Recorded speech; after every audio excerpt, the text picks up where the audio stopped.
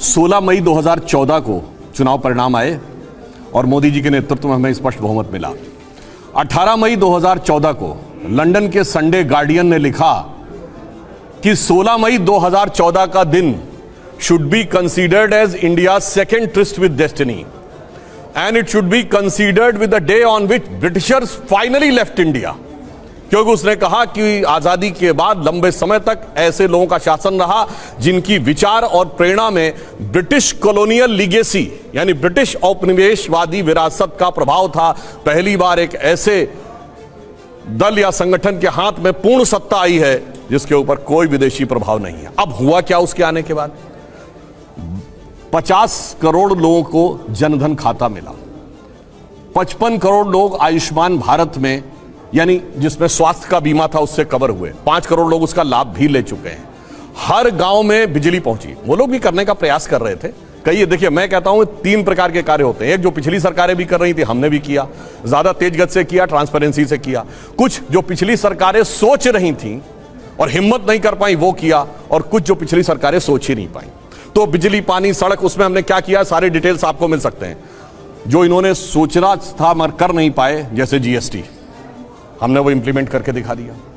तीसरी कुछ ऐसी चीजें हैं जो ये सोच भी नहीं पाए होंगे, जैसे सोलर एनर्जी में भारत बहुत आगे बढ़ा, वो तो एक अलग बात है, मगर एक इंटरनेशनल सोलर अलायंस बनेगा और उसका केंद्र भारत में होगा, यानी हम विश्व में सौर ऊर्जा के नेता बन के उभरेंगे। यह किसी को समझ में नहीं आया होगा। यह बदलाव हमारे टाइम में आया। प्रति व्यक्ति आय 86,000 रुपए थी, अब 1,82,000 रुपए हो गई, यानी डबल हो गई। 5वीं बड़ी अर्थव्यवस्था बन गए। मोबाइल मैन्युफैक्चरिंग में 2nd नंबर की दुनिया में देश बन गए। कार मैन्युफैक्चरिंग में भी 3रे नंबर के देश बन गए। सौर ऊर्जा में हम बहुत आगे निकल गए। और बाद में कहूं क्या बदलाव आया? आज श्री राम जन्मभूमि का उभरता हुआ मंदिर देखिए, महाकाल का कॉरिडोर देखिए, काशी विश्वनाथ का कॉरिडोर देखिए, और इतना ही नहीं, उभरता हुआ भारत की शक्ति का प्रतीक नया संसद भवन देखिए। तो यह बदलाव आया कि अरुण गगन पर महाप्रगति का अब ये मंगल गान उठा, करवट बदला अंगड़ाई ली, सोया हिंदुस्तान उठा। इनके और उसमें यही अंतर है। ये नियम बनाते थे, मोदी सरकार ने 2000 ऐसे नियम समाप्त किए हैं जो रिडंडेंट, अप्रासंगिक हो चुके थे, व्यर्थ के हो चुके थे, पर केवल सरकारी कार्य में बाधा उत्पन्न करने के लिए बने हुए थे। मैं उदाहरण बताना चाहता हूं। एक अमित शाह जी ने मुझे स्वयं बताया था कि जब वो गृह मंत्री बने गुजरात के, तो जानते क्या था? 1965 की लड़ाई के समय गुब्बारे पाकिस्तान की तरफ से आते थे, वो कुछ पेपर डाल देते थे भारत की तरफ, तो हर हफ्ते पुलिस की रिपोर्ट आती थी कि इस साल कोई गुब्बारा नहीं आया। अरे भैया, सैटेलाइट का जमाना आ गया और गुब्बारे का नियम बना हुआ, नियम का पालन हो रहा था। ऐसे एब्सर्ड रूल्स को हटाने का काम किया। यह हमारी इनकी सोच में अंतर है। अब जो इन्होंने बोला, अब मैं सिर्फ फैक्ट्स बोल देता हूं, बजाय इसके कि जैसे इन्होंने कुछ कहा ये हुआ वो हुआ। क्रिस्टीना जॉर्जिवा IMF की चेयरमैन है, उन्होंने कहा कि अगले साल भारत दुनिया में 15% ग्रोथ को कंट्रीब्यूट करेगा, वर्ल्ड की ग्रोथ में 15% कंट्रीब्यूट करेगा। हमारी सरकार आने से पहले हमारा ग्लोबल GDP में 2.4% का हिस्सा था, अब 9% से ऊपर का। और इन्होंने कहा कुछ नहीं हुआ, तो मैं मानता हूं। सुनिए, जब मोबाइल हैंडसेट हम सब यूज करते हैं, जब हमारी सरकार आई तो हम 2nd बिगेस्ट कंज्यूमर थे, क्योंकि हमारे यहां सबसे ज्यादा आबादी भी है। दूसरे नंबर पे, अब नंबर 1 पे हो गई।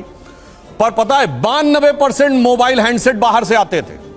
आज हम सबसे बड़े प्रोड्यूसर हैं, 97% मोबाइल हैंडसेट हमारे बनते हैं। वो बनाने वाले कोई थोड़ी है, वो तो आसमान से कहीं जिन्नात आके बना रहे होंगे। 37 किलोमीटर पर डे अगर रोड बन रही है तो ये भी कोई रोजगार थोड़ी सृजित हो रहा है, वो कोई हवा से आके बना रहे होंगे। 3.5 करोड़ मकान बन गए, प्रधानमंत्री आवास, वो भी किसी ने आके हवा में बना दिए होंगे। उसके लिए भी ऐसी क्या जरूरत थी? कार मैन्युफैक्चरिंग में आज 7.5 करोड़ परिवार भारत के ऐसे इनके पास कार हो गया, वो कार भी किसी ने आके हवा में बना दी होगी। इसलिए, और इन्होंने कहा विदेशी कंपनियां चली गई, बिल्कुल। अरे हमारी देशी कंपनियां अब उस लेवल पे आई। महिंद्रा एंड टाटा ने आर्सेलर को खरीद लिया, दुनिया की टॉप की कंपनियों में से एक आर्सेलर को खरीद लिया। मगर अब क्या बताएं, अब ये कहते हैं चीन के अतिक्रमण की बात। अब जिनके दिमागों के ऊपर चीन ने अतिक्रमण कर रखा है कॉन्ट्रैक्ट्स के थ्रू, अब उसके लिए क्या करें? चाइना को हमने, अब ये लोग ये बहुत सेंटेंस बोलते हैं, चाइना के शी जिनपिंग को झूला झुलाया था। बताएं कैसा झूला झुलाया उन्होंने? आज मैं पूछूं, चाइना के साथ दुनिया के कौन से देश खड़े हैं? सिर्फ दो, नॉर्थ कोरिया और पाकिस्तान। चाइना का नक्शा याद करिए, इधर है पाकिस्तान, इधर नॉर्थ कोरिया। वो झूला झूल रहा, north Korea Pakistan, north Korea Pakistan, north Korea Pakistan, बाकी खत्म। और इन्होंने कहा बदलाव आया। तो मैं ये भी बताना चाहता हूं, जब हमारी सरकार नहीं थी, मैं आपसे पूछता हूं 2014 से पहले देश का कौन सा ऐसा क्षेत्र था धमाके नहीं होते थे?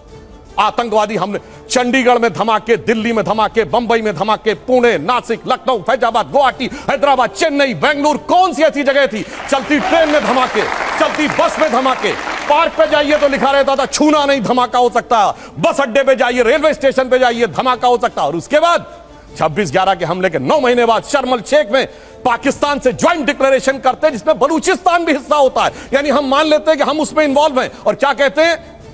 आतंकवाद की घटना से शांति वार्ता प्रभावित नहीं होगी। यह शर्म एल शेख जुलाई 2009 9 महीने के बाद का डिक्लेरेशन है 26/11 के। और हमने क्या कहा? मोदी जी ने कहा आतंकवाद और वार्ता साथ साथ नहीं होगी। और उससे यह बदलाव आया।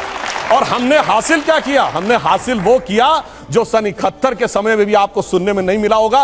ये पाकिस्तान की पार्लियामेंट में पाकिस्तान के सांसद ने कहा, पाकिस्तान के विदेश मंत्री और आर्मी चीफ को का कोट करते हुए कि शाह महमूद कुरैशी साहब, देन फॉरेन मिनिस्टर, आए, आर्मी चीफ आए, उनके पैर कांप रहे थे। उन्होंने कहा शाम तक अभिनंदन को वापस कर दो वरना हिंदुस्तान अटैक कर देगा। ये पैर कांपते तो किसी ने भी नहीं सुने थे।